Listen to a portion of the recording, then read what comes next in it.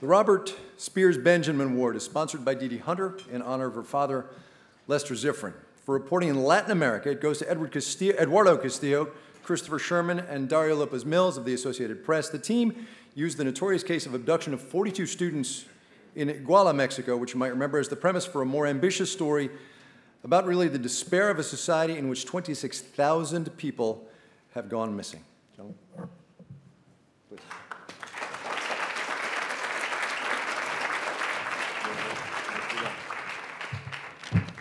Good evening, and thank you very much to the OPC for this recognition.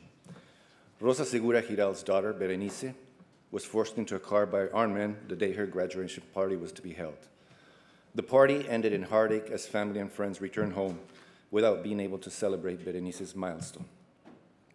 Reina Marcela Barragan's husband, Pedro, owned a used car lot. He was abducted and forced to turn over all the cars in his lot to his kidnappers in exchange for a safe return.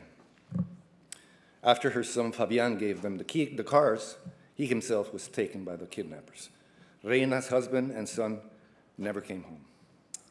Like these stories, hundreds of families were torn apart when one or more of their loved ones were taken away, never to be seen again.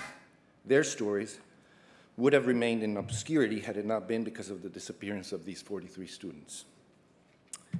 And the international attention brought upon the city of Iguala over the case. A year ago, we met with the relatives of the other disappeared and explained what our project was, to document and tell the story of each and every one of the missing relatives in their group. Through that mosaic, tried to show the magnitude of the missing in just one town of Mexico. We felt that Iguala was a microcosm of what was happening all over Mexico. Aiming to remain true to our project, the idea of an interactive evolved and became essential to this story. We thank you very much for this award.